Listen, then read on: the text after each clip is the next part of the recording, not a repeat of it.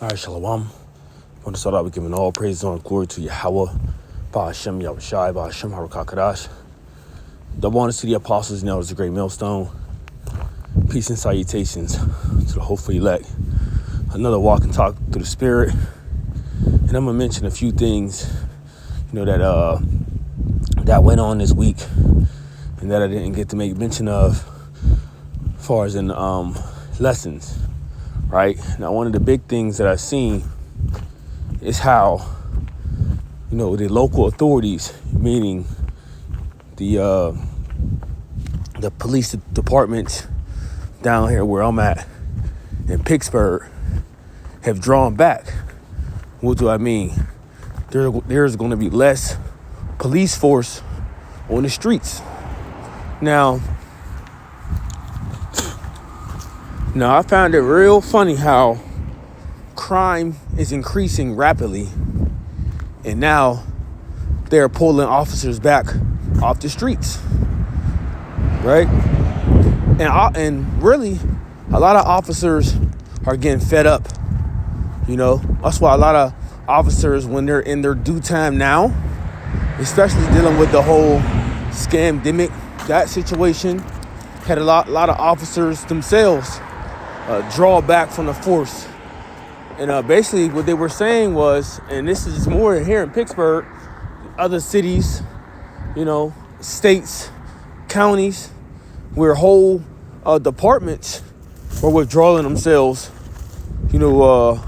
out of the police force, saying what? That it wasn't worth it anymore. How they had to work and do all these hours, okay? And it just wasn't adding up to them for them to continue being in the force. Point being is, as crime is increasing, there's less, people, or there's less authorities to go out and combat this crime, right? Or combat the violent offenders of these different sort of crimes, and now the people are getting frustrated. They're worried. They're scared. They feel like their city, their mayor, the police force has given up on them because the police no longer want to be out there.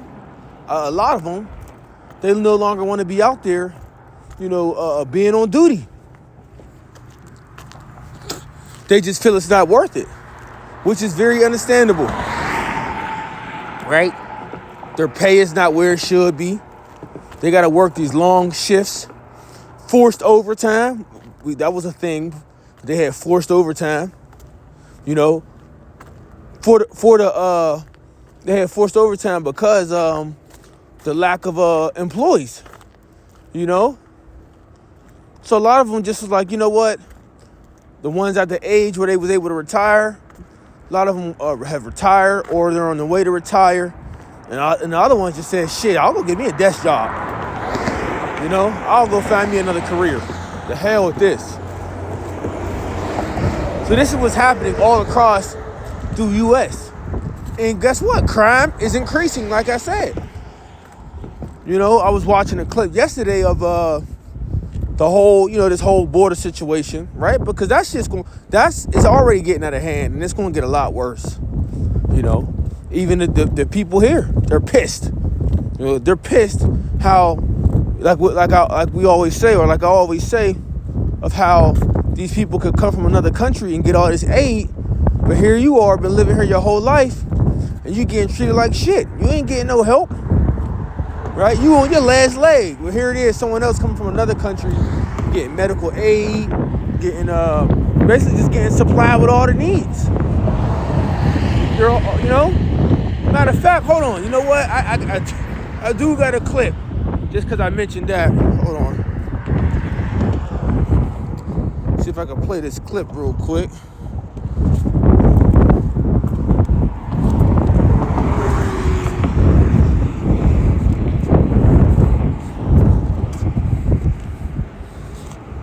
This one, let me see. Nope. This one. The scam. break in, drop a baby, and be a welfare king. A todas esas mujeres. To all those women that find themselves pregnant and are in Latin America, please come have your baby in the United States. And if you get married, you'll get more back in taxes. And, well, if you have 5 or 6 children, can you imagine? My daughter is American and she gave me citizenship. She pays our rent. She pays our bills. She gives us $1,500 a month since she was born. I have 6 months in the USA and I have everything you don't have. Citizenship, residency, a good car, and a good apartment. Now, when American women get pregnant, the government helps them stay single, work, and have an abortion. When a migrant gets pregnant, the government helps them cross the border, have the baby, get married, don't work, and put their hand out. Primetime producers crunched the numbers. A migrant family of 4 in New York could get over 20 grand a month in freebies. 500 a night at a hotel, 130 a day for food, and having 2 kids in public school costs us 5 grand a month. We didn't even tack on Mayor Adams' $1,000 cash gift cards, the free health care at the ER, or the free phones and free lawyers, or the $400,000 in free college tuition per dreamer. Meanwhile, taxpayers with jobs in New York pay thousands to live in a closet. Welcome to my... Hi, I'm Bianca Motley Broom, mayor of the great city of... All right, so you seen that, but see, these are some of the reasons why, you know, the Babylonians here are pissed off. You know, how these immigrants are coming here, getting aid, and just, you know, being here and doing things in particular that, you know, they're not used to, right? But anyway, oh, now the wind blowing heavy. Anyway, you know, things are going to get a lot more chaotic in these streets as time goes on. You know, and the lack of police force, what do people in crime do when they see the lack of authorities? Well, you commit more crime because who's there to stop you? You know? So it's this thing about to get real wicked out here. Let's get 2nd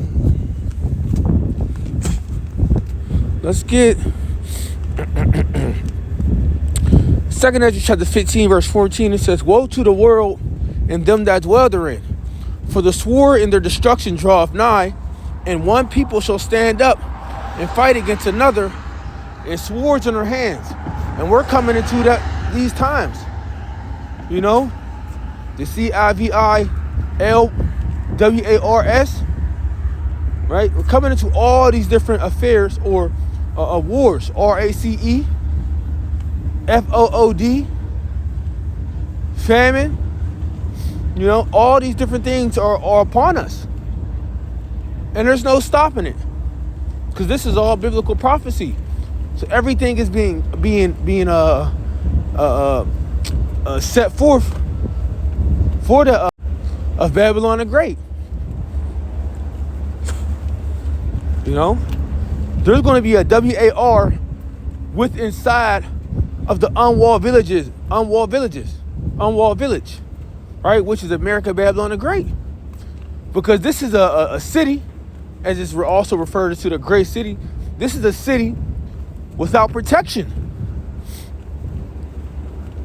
You see, this place is a city without protection. It's also called the unwalled village in the scriptures, and that's in the whole sense. So it says, "For there shall be sedition among men, invading one another. They shall not regard their kings nor princes, and the course of their actions shall stand in their power." So the ones that's left, you know, the ones that's left of your local authorities, your government, you know, all these different groups that they got set up, ain't nobody gonna want to listen to them. Especially when all hell break loose in the streets, it's gonna be a complete rebellion, uproar out here.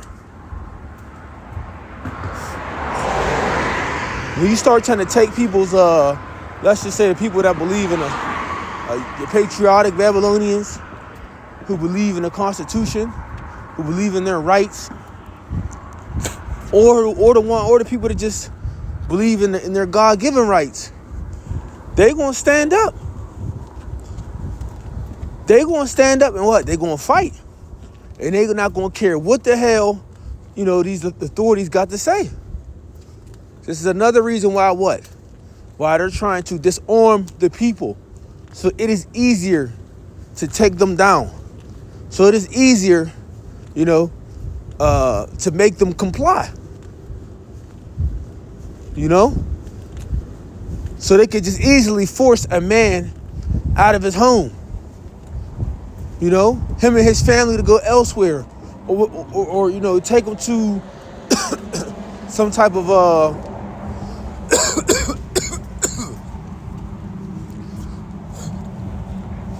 Salakia. Or take them to some place of confinement. All because they didn't listen to a particular rule or a wicked decree that they had put in place. So they rather have you disarmed.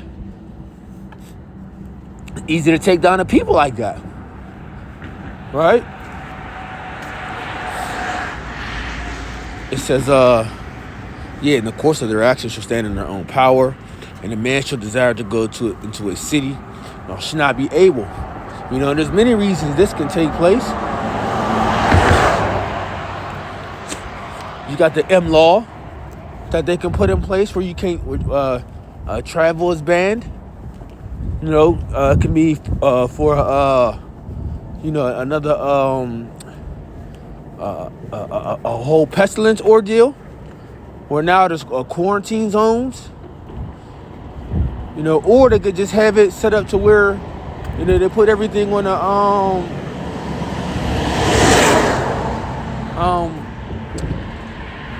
where you're only allowed to go into, I forget what they call it, but I think China is already doing it, where you can't go into particular places or cities. Everything is based on like a social credit score, so they can implement something like that. It's gonna get to a point like how people are freely roaming, right? Free roaming. That shit's about to be out the door too.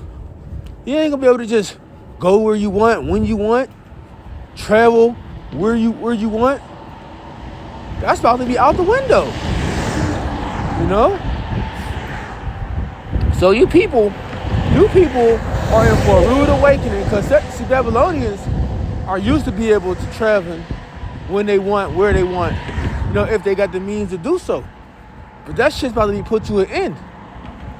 It's gonna be about if you complying to the decrees of Esau, Edom, for you to be able to do these things. And eventually all this is leading to the MOTB, the MARK of the beast.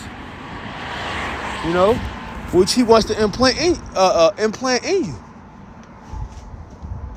And that tells you, without having this MARK, that you're not even gonna be able to buy or sell. So you know what that tells you? You shut off from society.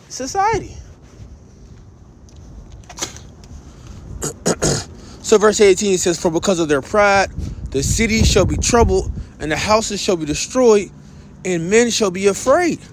A man shall have no pity upon his neighbor, but shall destroy their houses with the sword, and spoil their goods because of the lack of bread and for great tribulation. Right?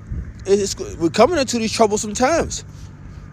People that was used to having one another's back, that's going to go out the door. When it comes to, I got to feed my own. When it comes to, I got to survive, I got to protect my family, it's going to get to a dog-eat-dog world.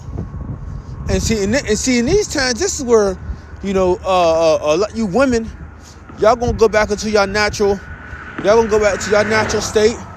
And men, we just going to be, it doesn't say men going to be afraid in this time too, But on the flip side, you got a lot of men that's going to go back to that more of a manly, survival, hunting type spirit. Mountain men or mountain man type spirit. You see? Of doing what's necessary, doing what they got to do. You know, they ain't really gonna be as emotional, you know, as women when it comes to surviving on these streets. Let things get wicked out here. The person that's gonna survive, the person that's least to survive is who? Older people, the elderly, children, and women, and then men. The rest of you all, other than that, y'all vulnerable. Very. Right? Let me see. So that's really the point on that, you know, dealing with verse 19. But yeah, it's gonna get bad. You know, crime is up, but we ain't seen nothing yet. And we know E gonna use this whole so-called migrant crime too to implement a lot of things. It's very easy. We know how E get down. Order out of KO. You know. Oh, that's what I meant to say. Yeah.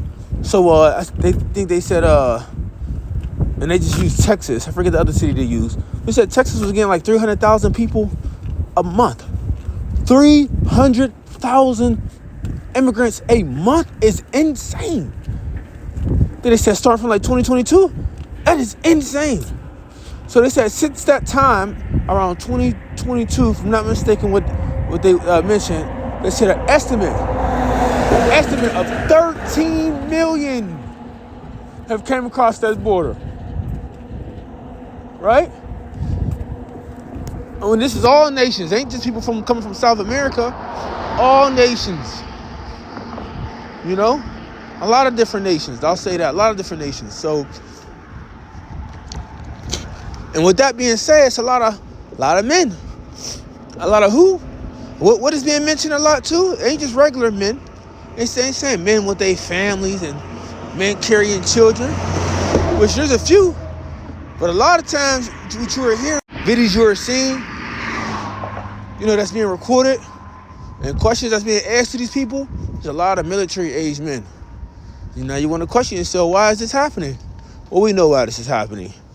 We know within, you know, there's this whole invasion, as they say. A lot of these people are splinter cells and troops that's going to be policing these streets, and that's another topic I'll go into. You know, these going to be your police people, your new police in the streets, the UN soldiers. All right. So that was just something quick to the spirit. Lord will hope was edifying. Till next time I want to say shalom.